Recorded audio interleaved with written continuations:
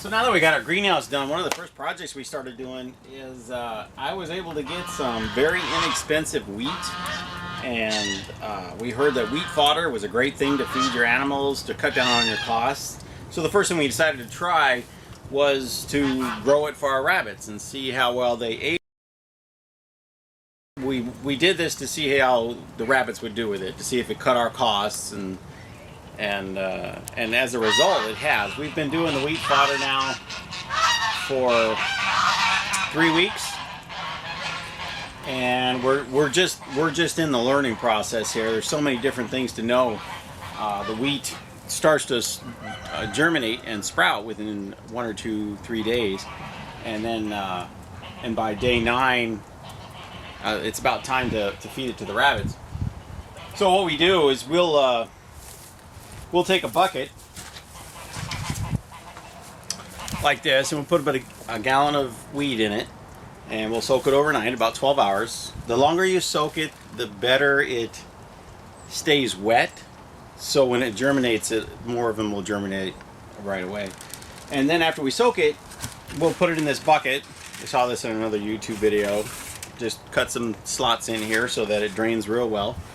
And then we let it drain for a little while, and then what we've done is we've got a lot of these flats that I use to pick up produce with, and we've lined the bottom of them with a sheet of a feed bag that we cut to fit, and then we'll cut slots in it so it drains well.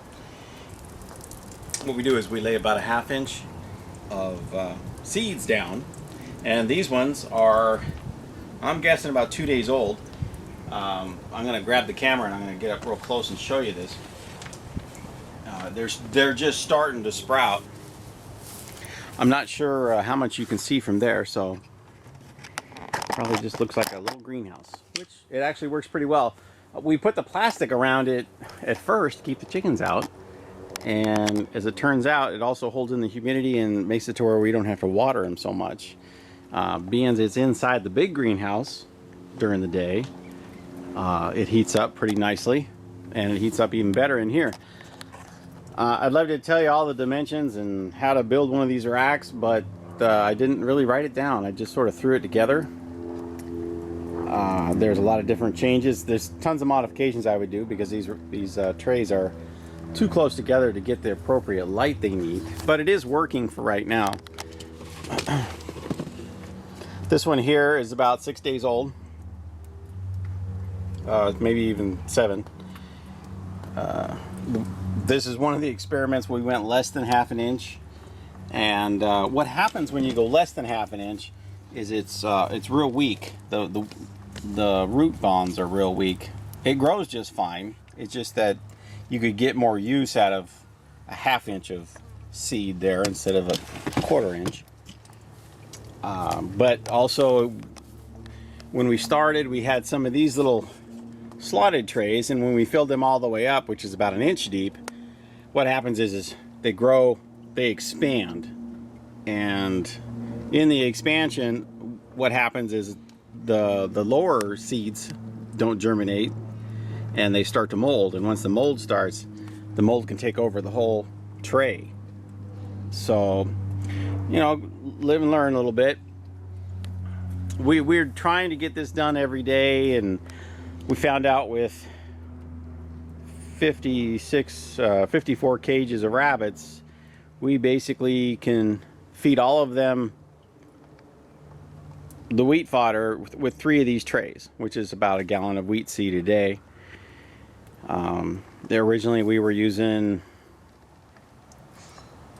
a bag of feed every day to feed all the rabbits, and now we're down to less than half a bag. And some days we'll even skip because we'll get produce from the produce store, and we'll give them that and the wheat fodder, and they'll be just happy as can be.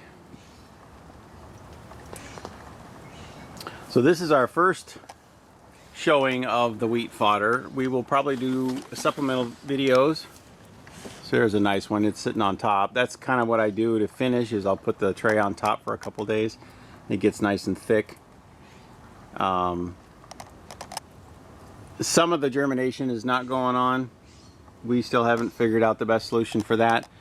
Part of it is probably because I'm getting the seed at a discount, which means it's probably not all going to germinate. But it's a great substitute food source instead of giving alfalfa pellets all the time. We give them lots of produce and corn husks and stuff like that for their fiber. So this is their nutrients that they get, and then the other stuff is their fiber. So they do really well. But we just wanted to show you